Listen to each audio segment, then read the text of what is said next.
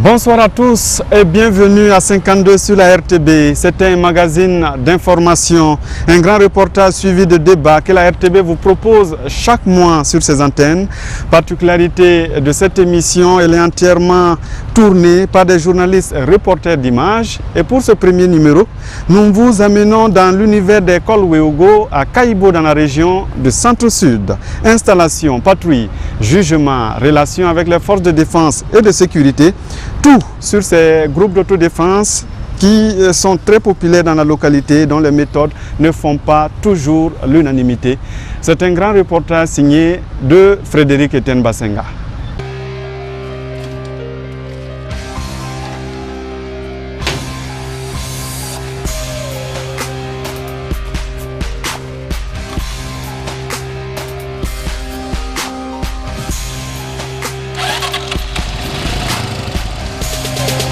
Ils sont les maîtres de cette zone. Eux, ce sont les Cols Weogo de Kayibo.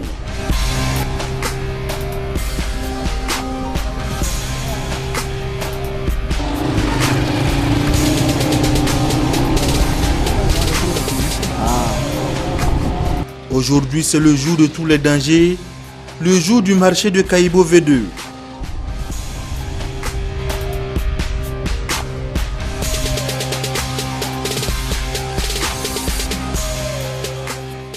Les Cols Weogo naviguent en eau trouble. Ils sont sur le qui-vive. Moins d'1 kilomètre sur l'axe reliant Kayibo Centre à Kayibo V2, la patrouille intercepte un homme avec une chèvre égorgée sur son vélo.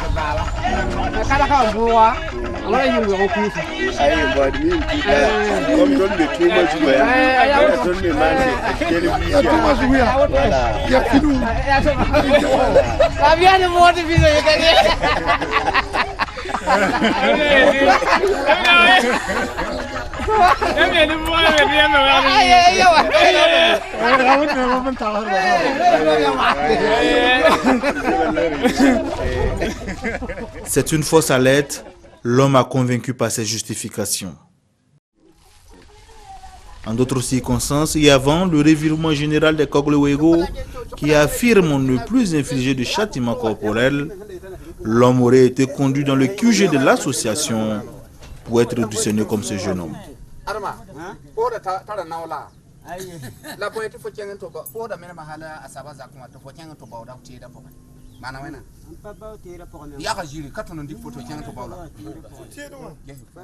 Ces images, nous les avons tournées 2 semaines avant la patrouille. Accusé d'avoir volé un poste radio, une carte mémoire et la somme de 6 000 francs CFA, Adama a sous la pression reconnu les faits.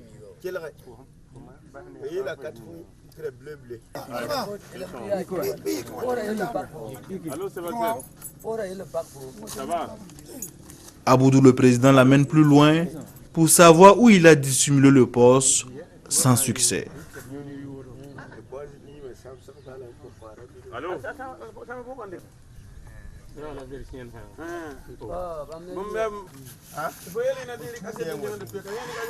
L'association passe alors à l'autre étape de l'audition.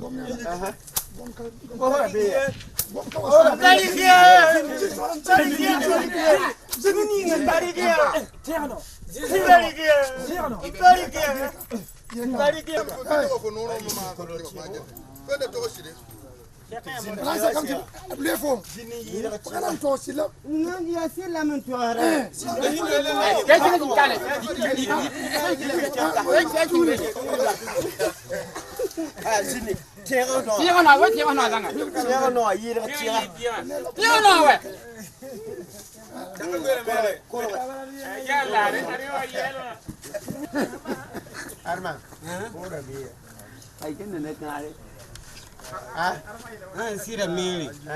Kali pure mande ngala ne pana mu manzi. Be chien là-bas et qui non. Arna pa bola be. Mele na mela. Mpari pure. Aya wa nyenye. Wacha nyela rati. Ai aga.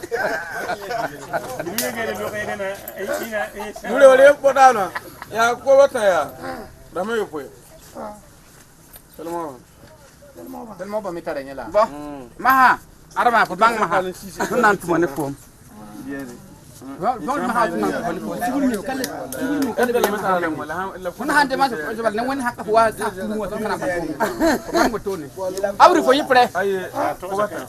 Tam ka be. Deuxième semaine. Abri fo yapre bi. Ni après. Ah, mine ko wala pisi quoi. Arma ba wona la. Han kata dama ko. Voilà. Ay her ko. Voilà. Ay mun yera mpari pare sai ya tumu ne to ba tuwa. Ay to ma fa do na to ma budwe. Ala ka di budwe tiyo. Fa di ka tiyo. Fa di ka tiyo. Ambatendi. To ni ya ka to ni ya fa di ka fa kana yo. Fa di bi kunda waje. Mantendi ka man barandi kalundinya. Demande gros panya. Eh wala ko ni wala fa ya har wala ya fa di ka. Ni ba ka jin poporo wa. Ya fa di ka. Fa le mam di ka poro. Ni ba tiri. Il a pris. Mais là où il est déposé là, il ne connaît plus. Abru ne abla dawu ne aram gambe. Aram ju ko se kay man ko man defana aram ye. Oh fa ka. Ya man ko man defana aram ye ci sala. Ba la tem ko defana aram ye. Am wa mbu le ceron de gomne. Ayela mam ja kan la wa. Attends li. Mam gel gomne aka ki mam ni. Kan ko ya ba bi. Voilà. Ah, lui-même il a dit, c'est lui qui a pris. Mais là où il est déposé là-haut, il ne le connaît plus. Ya missile le goro.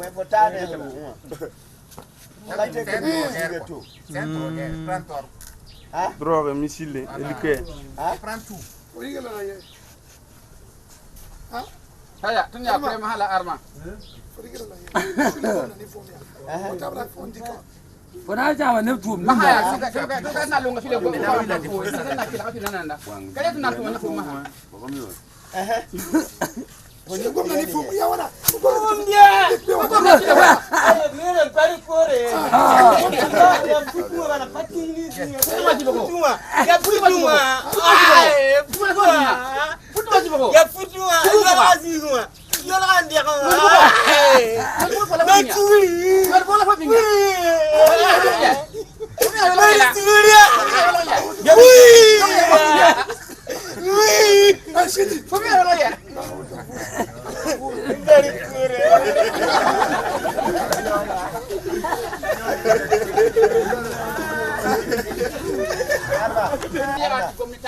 Arma, ni ko na ko. Wala na na fay ko na na auto pam gom na ci. Ora be. E ko na na.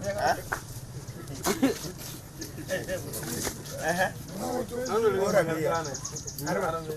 Ara me dan ya ga yana la yima ga yela ma. Gabe ji gabe.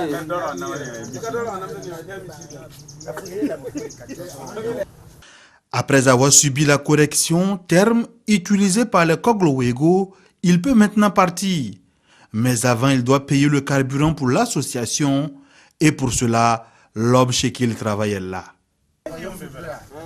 Adama est aussi contraint de faire le rituel de libération devant l'Assemblée, jurer devant tous que c'est son dernier forfait.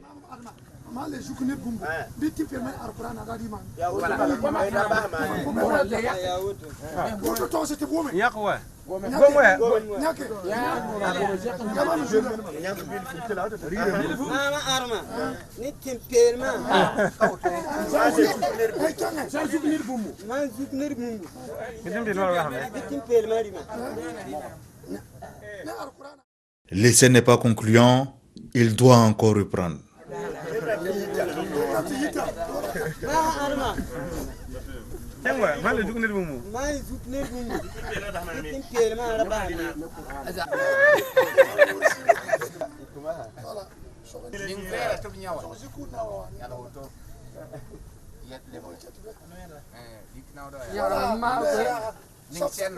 Ning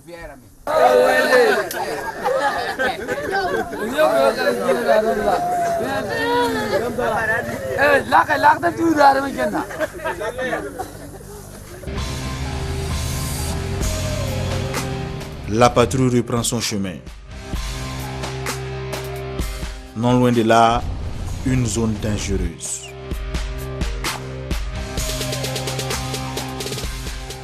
Avant, il y a les transporteurs de Ouaga, puisqu'on a un marché à côté.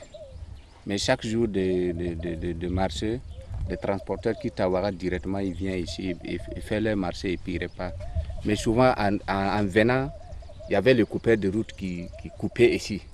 Ils prenaient l'argent des commerçants, ils frappaient les gens. Bon. Ici, l'association affirme avoir arrêté plusieurs malfrats. Ici, on a arrêté beaucoup même. On a arrêté le coupeur de route. Il y a des coupeurs même qu'on a allé jusqu'à Ouaga, aller prendre leurs fusils, plus les motos 135 et motos Aoudine, plus les nano original, et le somme de 225 000. Voilà. Mais c'est les enfants de jeunes ici, à Kamachbango, c'est pas loin d'ici. Sur le chemin de Kaïbo V2, Aboudou, le président de l'association, siffle pour signaler la présence des Koglo-Wego et sonner le rassemblement. La patrouille fait une escale chez un de ses membres, un membre influent, Momoni Nikema. Voilà.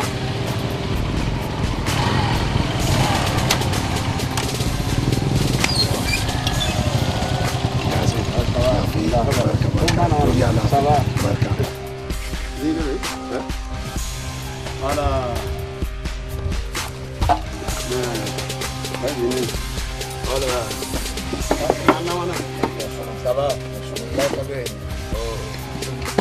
Après l'accueil de ses camarades, il va se mettre en tenue. La tenue nouvellement confectionnée pour les Koglo-Wego de Kaïbo.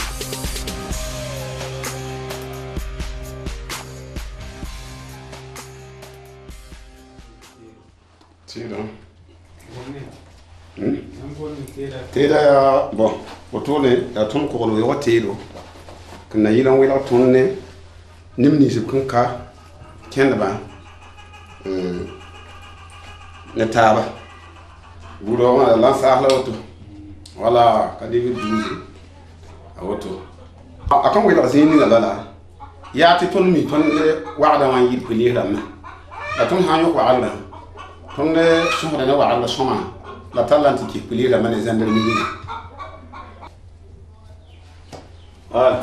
Membre fondateur du Koglo-Wego de Kaïbo, il nous explique pourquoi il a intégré ce groupe d'autodéfense. Nyerba yibu ko yibu. Pipi blen wa nyerama. La ko wa nyerama ma, bon armam yakan zingo na ka kuma amye. La kayina na wotre. Nyerama nama mam ne mzakaram sama. Bon, des même ligdi. Bon, il y a pour les, il y a même tout d'un tara, et il y a tigmani, ni pina la ayope. A candatna qui en gana tele yitbala. La voix ou un coup, et qui l'endira liglement candatale. A mbassa. A baha campis la yibu, parabanase. A dende, korwa ko mahawa, ya somane tondo, teke yeti ya bumke, zabane warma, l'en y a rien sauté ton me.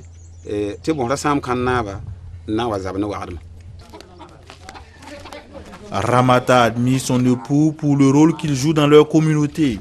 Même si elle affirme faire des nuits blanches quand il sort en opération, pour elle, il fallait cet acte de bravoure pour chasser l'insécurité de leur localité.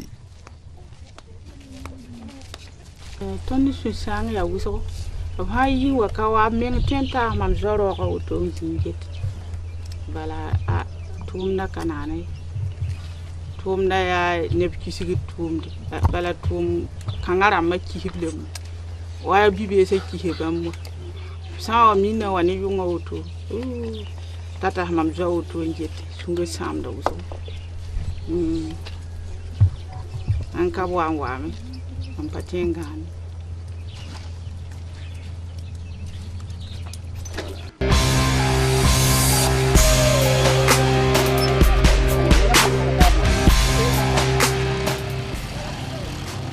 Dans cette commune rurale, les interventions des Koglo-Wego sont légion. Abdou, le président, nous explique la stratégie adoptée quand il mène une opération.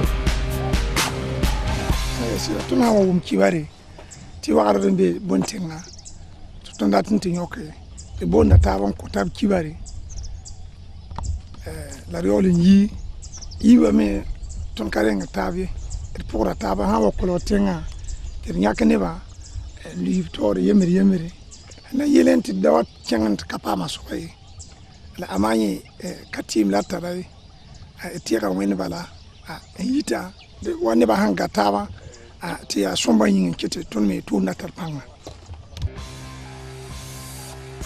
Ici, au-delà des armes traditionnelles dont les Koglo-Wego disposent, le mystique est capital. Ni chali kashari ken zalumya la ton katar bu munti yiri wen na mai ay timanye katen yeta kabe bala nyo wada ni hibaya bon ka war bon ye nyo ka jitba nyo ka nin kurba rumu wada la fa sa wana ta bi yikbala won nam songo dame donc ton timaya ni so bala an kari zalim ye kabe.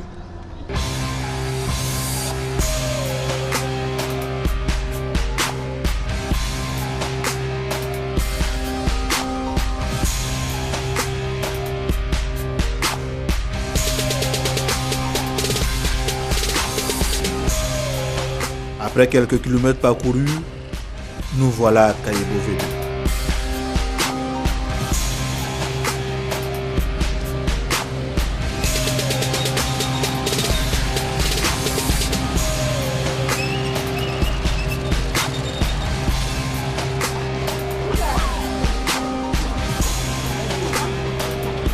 Ici, si on arrive, c'est notre marché. Voilà, ici c'est Kayibo Nord-Védé. C'est Kayibo Nord-Védé. Voilà, ce président provincial ici. Puisqu'il y a communal, il y a provincial. Donc c'est le provincial qui est ici. Maintenant, si on arrive ici, c'est comme c'est nous. Ils nous accueillent bien, ils nous donnent de l'eau à boire, ils nous donnent à manger. Bon, ils sont contents de nous, quoi. C'est ça.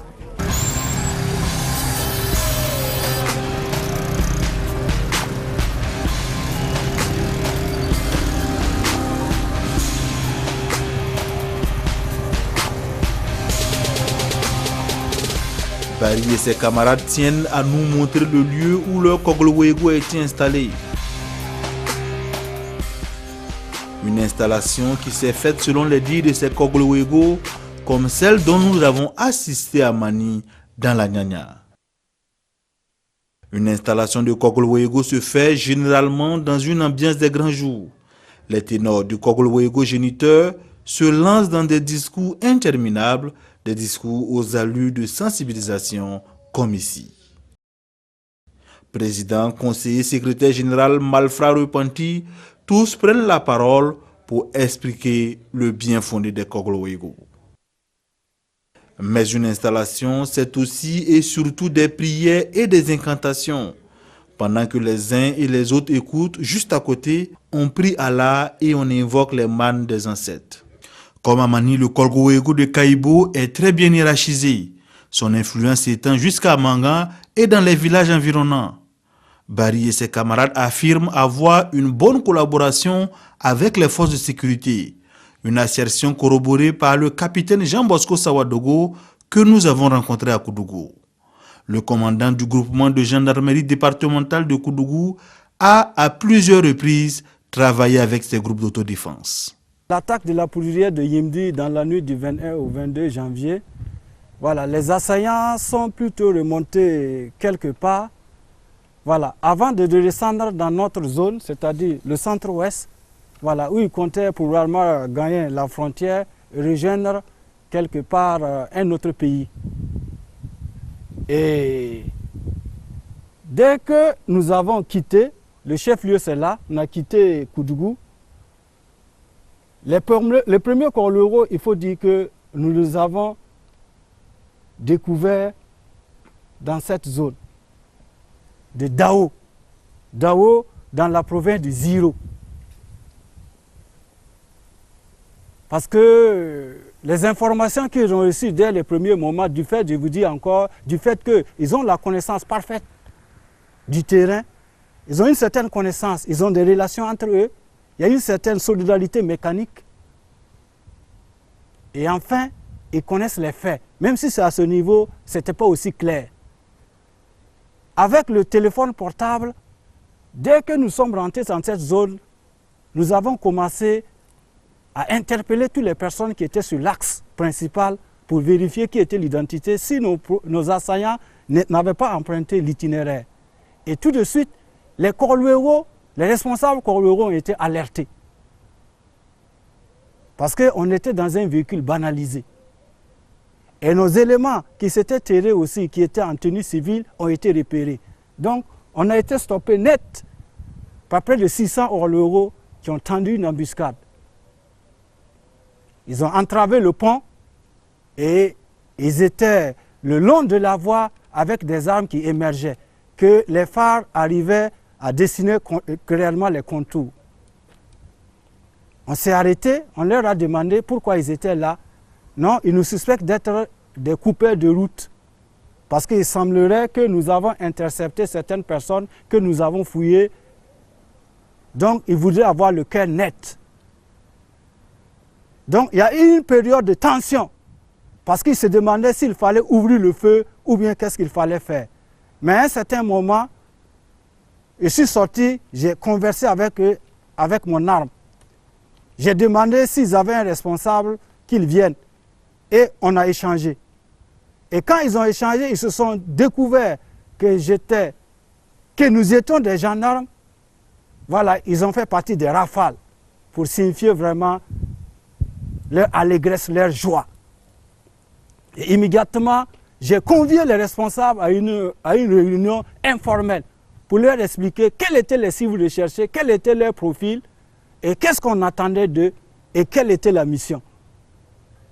Et à l'issue de ça, ils m'ont demandé est-ce que nous pouvons faire venir tous les Korluero des zones. C'est là que les Korluero du Ziro ont été alertés, de la Sicile ont été alertés du Sanguier, dans le centre-sud, donc plutôt la province du Naouri. Donc, les Korluero du centre-sud, Ziro, Sicile, ont tous été alertés et c'est là qu'ils ont occupé toutes les voies.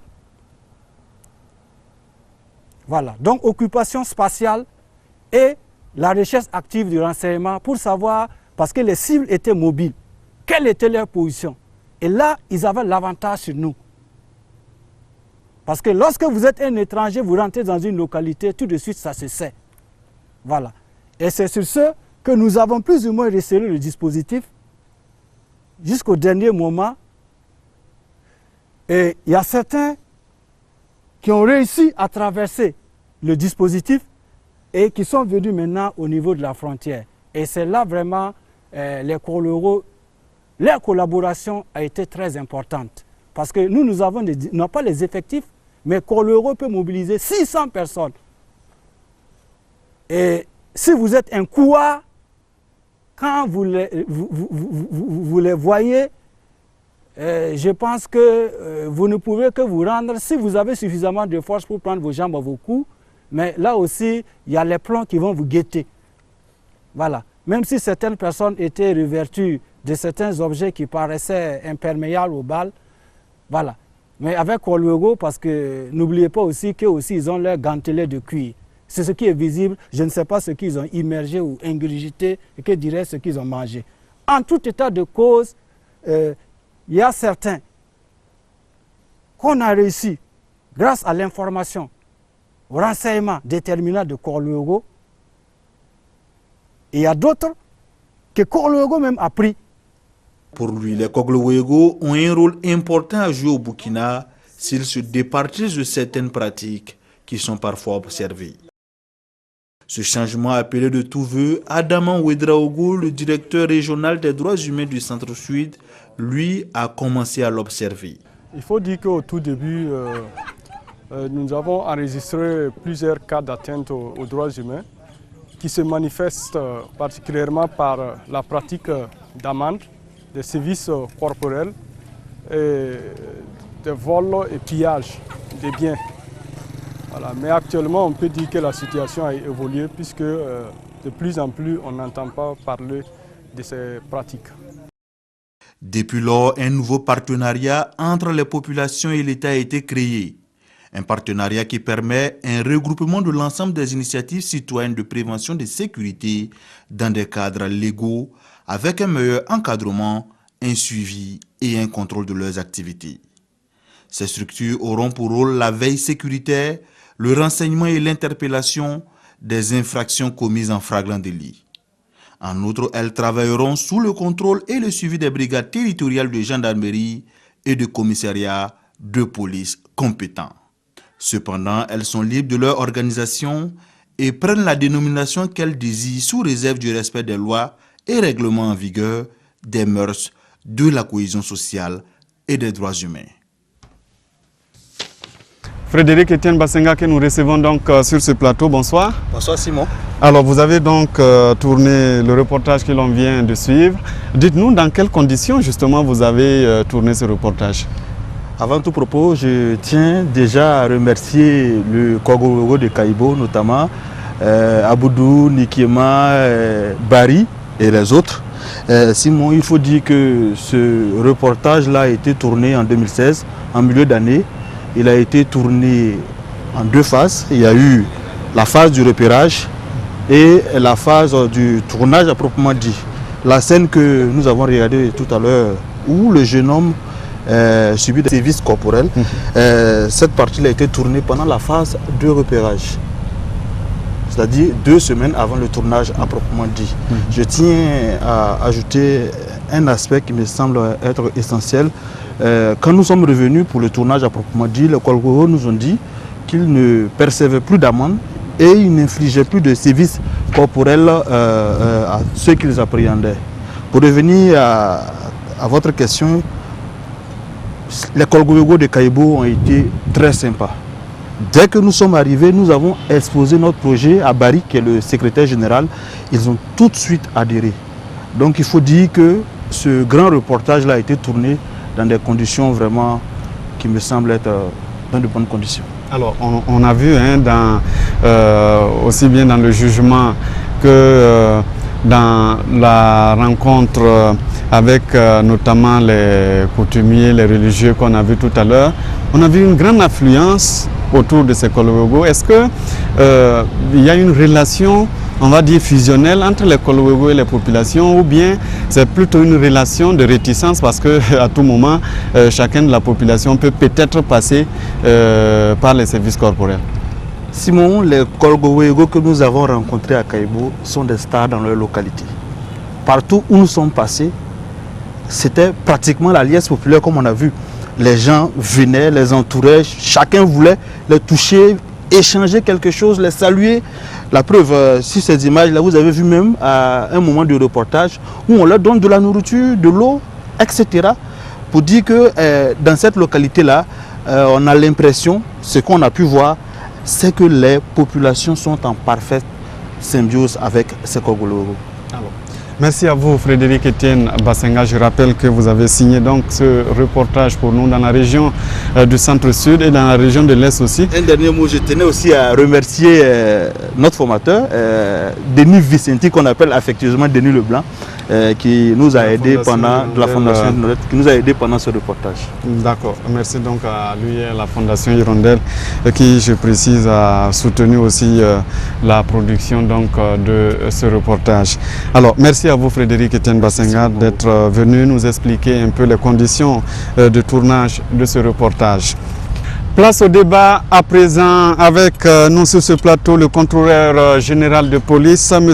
Thomas Dakouré, qui représente le ministère de la Sécurité. Et avec nous, M. Moussa Thiombiano Didjango, il est l'un des représentants des Kogowego de la région de l'Est. Bonsoir monsieur. Bonsoir, merci d'être venu justement sur ce plateau pour parler de cette question de Kogowego qui a défrayé la chronique depuis 1 an maintenant. Alors monsieur Dakouré, on a dit dans le reportage, depuis un certain temps, le ministère de la Sécurité a pris des mesures pour recadrer un tant soit peu ces pratiques des mouvements d'autodéfense, on va dire, des groupes d'autodéfense. Aujourd'hui, sur le terrain, de façon concrète, est-ce que vous avez l'impression que ces mesures sont respectées? Je vous remercie. Ça fait la deuxième fois qu'on se rencontre sur un plateau pour parler justement de ce phénomène. Et le ministère est tout heureux, chaque fois en tout cas qu'on lui fait signe de venir expliquer. Et il sera toujours heureux de pouvoir toujours expliquer. Bon, sur le terrain, il faut dire que le processus est quand même long. Nous avons eu l'occasion de dire que les Corluero sont nés d'un besoin réel des populations de se protéger contre l'action des bandits. Les Corluero ont pris un certain nombre de mesures, et des mesures qui ont été décriées et par les droits de l'homme, et par la justice, et aussi et par nous. Alors, nous avons à l'époque dit qu'on était en train de réfléchir sur un texte pour pouvoir recadrer leur action afin que tout se déroule dans le respect de la loi et des droits humains. Alors, le décret en question a été signé en novembre. Absolument. C'est la mise en œuvre qui est actuellement faite par les représentants de l'État sur le terrain, et les Corluero ont compris qu'il fallait effectivement s'aligner sur ce que l'État veut, mais il faut dire que petit à petit, ils vont entrer dans l'ordre, mais il existe quand même des poches où la sensibilisation doit encore être faite. Monsieur Tombiano, on a l'impression que ça n'arrange pas forcément les Corluero, parce que quand on regarde dans ce reportage, lorsque vous arrêtez un malfrat, la personne doit donc donner des amendes qui puissent permettre aussi aux Corluero de fonctionner et de vivre. C'est ça. Et je me dis que par rapport à tout un début est quand même très difficile.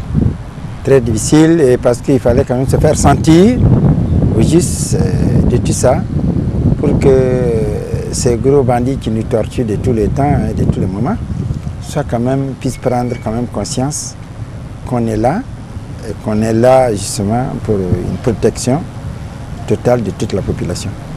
Donc c'est vrai qu'il y a des tortures, mais je me dis que simplement on n'en a jamais fini de sensibiliser, on n'en a jamais fini, c'est une école. Mais est-ce que tous les groupes d'autodéfense ont adhéré? Est-ce qu'il n'y a pas de poche de résistance? Bien sûr, il y a toujours eu, parce que je ne vais pas regarder, je me dis que même depuis le début de l'école, il y en avait qui n'ont pas voulu, on les a forcés à aller à l'école, mais en fin de compte, aujourd'hui, on sent qu'aujourd'hui, bien que la colonisation n'est plus là, mais on continue quand même dans toutes ces lancées-là. Donc je me dis que c'est petit à petit pour quand même pour faire résonner tout le monde. Sinon, vous êtes parfaitement d'accord qu'il faut mettre fin aux services et aux amendes? Oui, on est d'accord. C'est pourquoi j'ai dit qu'on continue dans la sensibilisation. Là, je pense que tout le monde viendra quand même à comprendre.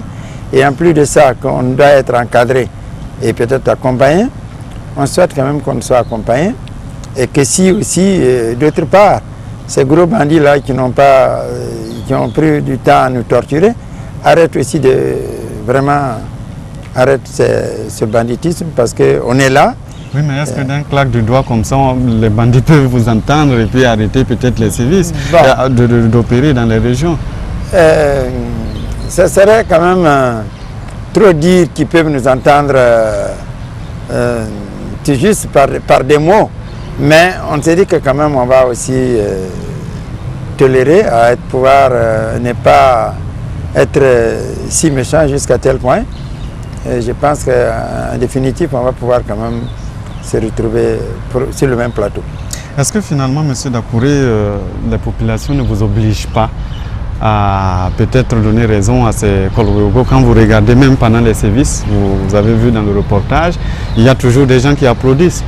Est-ce que quelque part elles-mêmes n'encouragent pas ces gens de services-là? Bon. Nous obliger à quoi? À accompagner les services. J'ai vu effectivement dans le reportage qu'on a eu droit à une séance de services corporels. Et vous savez que le représentant de la loi que je suis ne peut pas tolérer ça. Et nous ne pouvons pas encourager cela. C'est pour cela que dans le texte, portant modalité de participation des populations à la mise en œuvre de la police de proximité, il est prévu justement un certain nombre de choses qui sont interdites dans les services corporels, dans les amendes.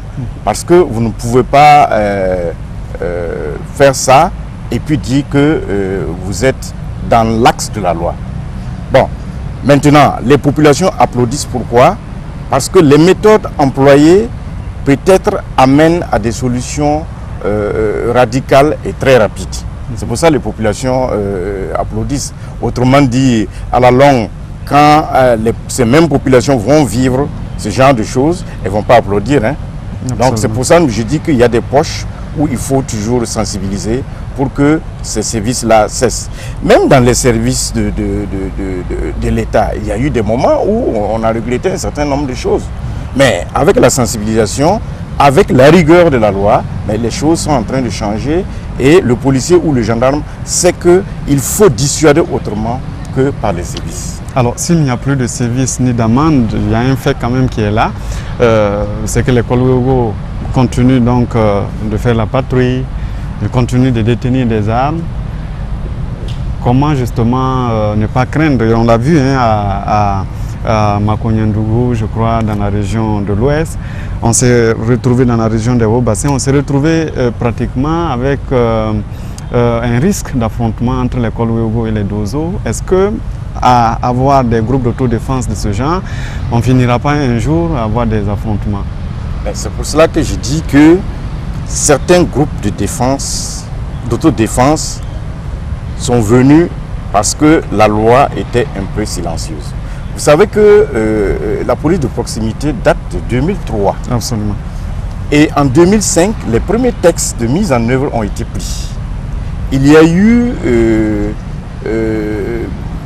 les comités locaux de sécurité dans certaines localités qui ont bien fonctionné et qui ont été plombés après par des raisons de tous ordres. Ça fait que quand on a fait le bilan de la mise en œuvre de la police de proximité, on a découvert que sur le terrain, il y avait des initiatives locales de sécurité qui étaient là, qui fonctionnaient très bien, qui aidaient les forces de défense et de sécurité à traquer effectivement les bandits et à lutter contre l'insécurité d'une manière générale.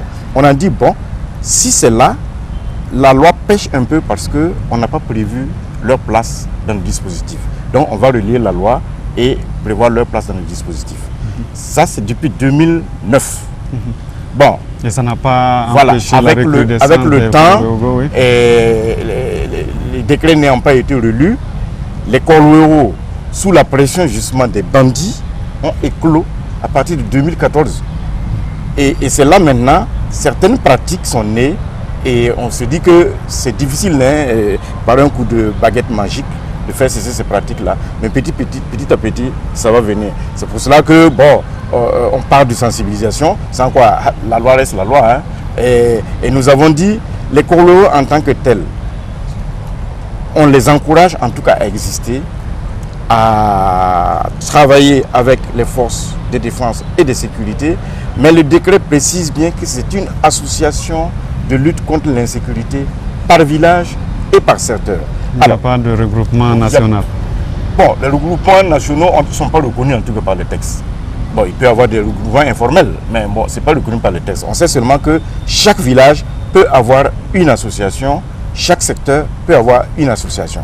Maintenant, le risque est qu'il y a des villages qui ont déjà plusieurs associations, qui sont même reconnues, mais toutes ces associations doivent se saborder pour créer une seule association de lutte contre l'insécurité par village et par secteur. Réaction de Moussa Thiombiano. Oui, c'est pourquoi j'ai dit que c'était une école auquel je n'en ai pas pour quand même. Grandiosement, j'ai dit que ceux qui sont là, qui ont été un peu à l'école, on est moins quand même là-dedans. Et ceux qui n'ont pas été à l'école, effectivement, ça reste difficile parce que déjà, le goût, on avait déjà le goût du départ. Et que justement, quand on veut bien... Et que les gens sont devenus des stars, les gens arrivent à percevoir quand même, on va dire, des taxes, des amendes. Oui, c'est ça. Et ça leur permettait aussi de bien vivre dans le village. Et même ces taxes, justement, c'est parce qu'ils en ont été de trop. Tu sais que l'homme est tellement gourmand. Par rapport à quand même aller chercher quelqu'un, il va bien falloir qu'il y ait du carburant. Si le gars peut déjà sacrifier, donner sa moto et ne pas pouvoir lui trouver du carburant, ça va être difficile quand même qu'ils se déplacent. Mais ce qu'on leur demande, ce n'est pas d'aller appréhender le voleur, mais c'est beaucoup plus d'informer les forces de sécurité pour qu'ils aillent, eux. Oui, mais justement, pour ne pas quand même recontredire, il y a des parties où ce n'est pas parce que les forces de sécurité ne peuvent pas aller, mais nous, on est autorisé de pouvoir aller partout et même dans les brousses. Alors, pendant que, même si on déploie toute l'armée, ne pourrait pas s'installer un peu partout. Donc, il y a tout ça qui est un peu à revoir. Justement, comme je l'ai dit, à l'aide de tout ça, j'ai dit que la dernière fois... C'est-à-dire qu'il faut vous permettre de percevoir quelque chose? Bon, si toutefois, même si ce n'est pas par des bandits, je me dis que la population serait là. Si je veux peut-être revenir, je sais qu'il y a d'autre part, il y a la population qui est là pour appuyer, parce que moi j'ai déjà pas mal des dons, des aides, etc., venant de la population. Et je me dis que si ça... Oui, mais là, on ne parle pas de dons en fait, c'est quand il s'agit d'une amende qu'on impose à un individu. Oui, c'est pourquoi j'ai dit que pour arrêter cette amende-là, c'est parce que normalement, on a tellement abusé que sinon on prenait simplement le frais de carburant et la corde, comme on le dit, ben, ça fait 5 000 francs. Les frais de carburant, si tu déploies peut-être 10 personnes qui vont peut-être utiliser 3 litres par personne et qu'il faut manger toute la journée, quand même, ça va faire peut-être 1 000 francs. Si ce n'est pas exagéré... En fait, c'est devenu un métier pour l'école Ouégo. Un métier... Bon, trop dire c'est un métier. Si aujourd'hui il n'y a plus de bandits, s'il n'y a plus de bandits, puisque nous on n'a que 2 rôles, c'est les bandits, c'est les coupeurs de route, c'est les bandits. S'il n'y a plus de bandits, ben, je pense que le cours ne serait pas là, ne pourrait pas embêter quelqu'un. Donc, tant qu'il y aura les bandits... Ah, vraiment, si ces bandits-là ne pourraient pas... Tant qu'il y aurait des bandits, ben, on serait là pour quand même accompagner les forces de sécurité.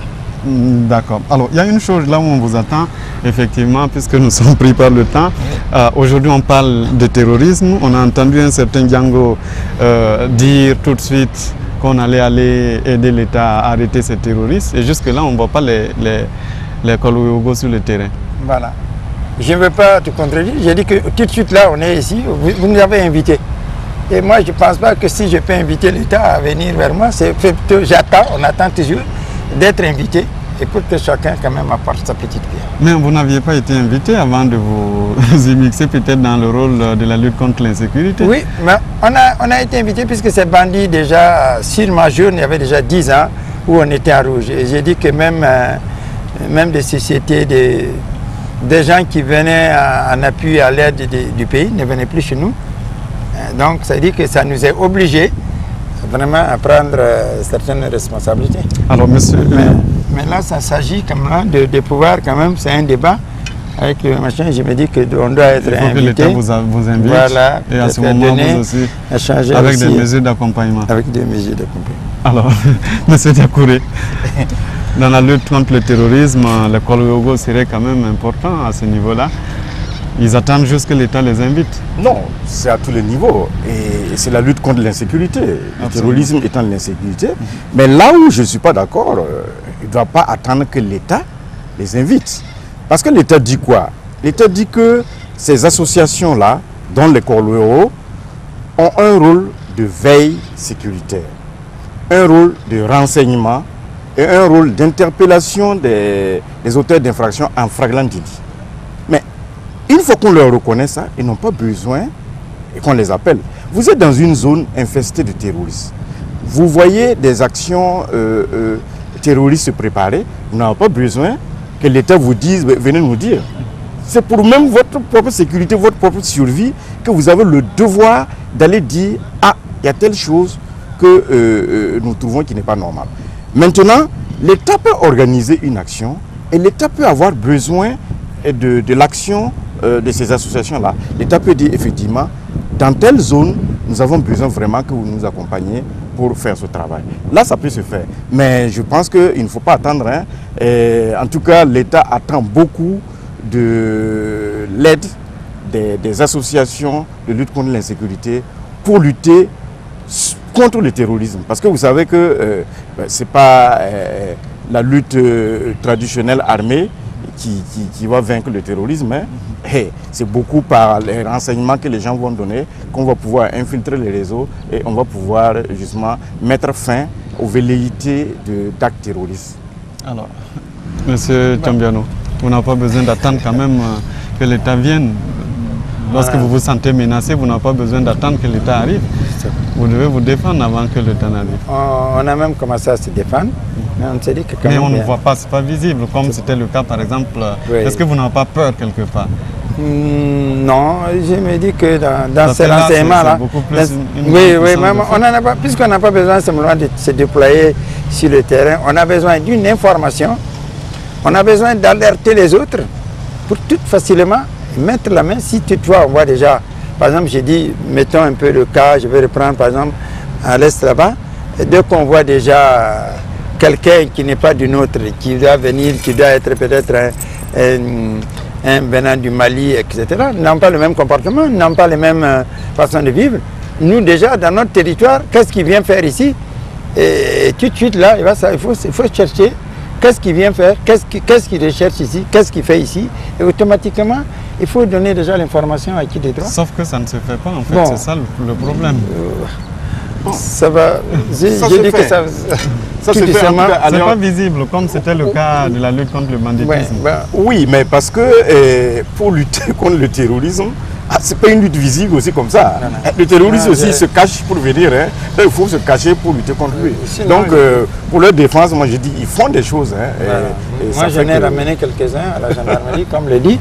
Il y a des choses des fois où il faut garder le secret, sinon en tout cas on est là-dessus. On est là-dessus et ça va venir. Alors donc, clairement aujourd'hui, il y a une question à laquelle vous n'avez pas répondu. Vous êtes prêt à vous débarrasser aussi bien des armes que vous tenez pour entrer dans les rangs? Bon, l'arme, c'est ce que j'ai dit, puisqu'après tout ça, les porteurs d'armes, chacun a une arme. Et que, officiellement, tu es reconnu, ça même par l'État, il va falloir quand même que tu aies une autorisation d'être porteur d'armes. Si ce n'est pas ça, l'arme n'est pas mauvaise. Puisqu'on n'est pas là, vraiment, ce ne serait pas nos souhaits quand même qu'un jour ça soit mauvais pour notre pays. Mais à un moment donné, il a failli quand même avoir affrontement aussi bien entre les Kolwego et les forces de défense et de sécurité, à Sapui notamment.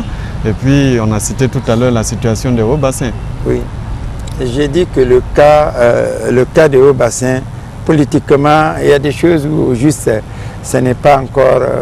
on ne devrait pas... C'est-à-dire que les Kolwego ne devraient pas être... Vraiment, devraient être apolitiques. Politique, et quand il y a des hommes politiques quand même qui se mêlent, à un moment, vous savez déjà que même à l'État c'est frustré, puisqu'il y a la gauche et droite, donc c'est pourquoi je ne vais pas trop m'étaler là-dessus.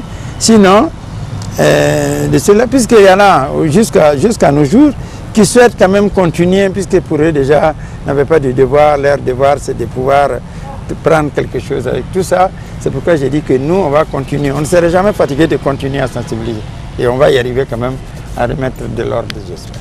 À l'intérieur, notamment en abrogeant un certain nombre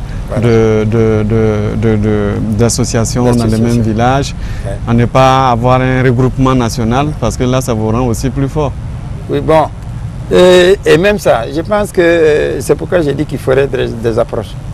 Et c'est dans ces approches-là, avec les forces de sécurité. Toujours est-il qu'aujourd'hui, vous avez un chef national. Oui. Qui n'est pas... Pour le moment, comme on l'a dit... Et en préparant cette émission, on a même appris que vous avez un chef d'état-major, un chef d'état-major adjoint, et tout ça. Non, moi, à ma connaissance, j'ai dit que jusqu'à là, c'est des associations. Et ces associations-là, un peu de partout, doivent pouvoir trouver quand même pour avoir un bureau. C'est comme aujourd'hui. Si déjà il faut s'adresser à quelqu'un, on ne peut pas s'adresser à toutes les Kolwego de l'Est. S'il y a déjà un responsable, ça dit que c'est avec lui qu'il faut parler. Et lui qui a aussi la possibilité de toucher quand même les autres membres. Et je pense que c'est comme ça. Même dans l'administration, ça a toujours été comme ça. Donc vous n'êtes pas d'accord avec le fait que vous ne devez pas vous regrouper, vous ne devez pas avoir un regroupement national? Si, mais c'est pourquoi j'ai dit que ça va venir. Mais ça va venir avec le temps. Peut-être on va souhaiter que c'est ça, dans le débat de tout ça, pour qu'on puisse quand même avoir... justement, puisque dans les statuts et le règlement intérieur, là, sinon, on ne peut pas s'adresser à tout le monde. Si tout le monde est chef, chez lui, ça ne marcherait pas. Alors, donc je me dis que ça ne semble pas comprendre. À comprendre quoi? Non, moi je pense que c'est trop tôt pour dire qu'ils ne semblent pas comprendre. Il va y avoir la formation. Parce que dans le cadre de l'encadrement que l'État doit au Kolwego, là, il va y avoir de la formation.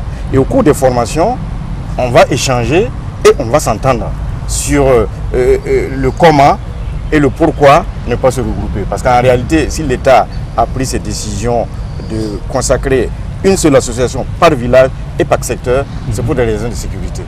Donc moi je pense que on va bien se comprendre. Sinon, s'il y a un chef moral national, où est le problème? Il est moral. Mais seulement, on sait que par village, il y a une unité qui est autorisée à travailler avec les forces de défense et de sécurité. Et le reste, donc, c'est une organisation justement qui n'est pas reconnue par non, le texte. Le texte dit que les associations là, ces structures communautaires locales de sécurité sont libres de leur organisation. Elles sont libres de choisir l'appellation qu'elles veulent sous réserve du respect des droits et des mœurs. Et puis, elles sont libres aussi d'organiser leur façon de fonctionner. L'État rentre dedans. Malheureusement, mais l'État intervient au niveau de la commune pour coordonner tout ça et leur donner maintenant le chemin à suivre. Avec des moyens à l'appui aussi? L'État n'a pas écarté les possibilités de leur donner des moyens, mais dit que si il y a des moyens, on les distribue au niveau des coordinations communales de sécurité. Et maintenant, elles vont voir comment descendre au niveau des structures communautaires locales de sécurité. Voilà. Alors, donc les moyens que vous y a attendez viendront s'il y en a, certainement qu'il y en aura. Alors, merci au contrôleur général de police, Thomas Dakouré, qui représente le ministère de la Sécurité, d'être venu sur ce plateau. Merci à vous, Moussa Thiombiano Di Django. Vous êtes l'un des responsables des Kolwego de l'Est du Burkina Faso. Merci à vous de nous avoir suivis. 52 sur la RTB s'arrête là pour aujourd'hui. Merci de nous avoir suivis et bonne suite de programme. Rendez-vous le mois prochain pour un autre numéro. Au revoir.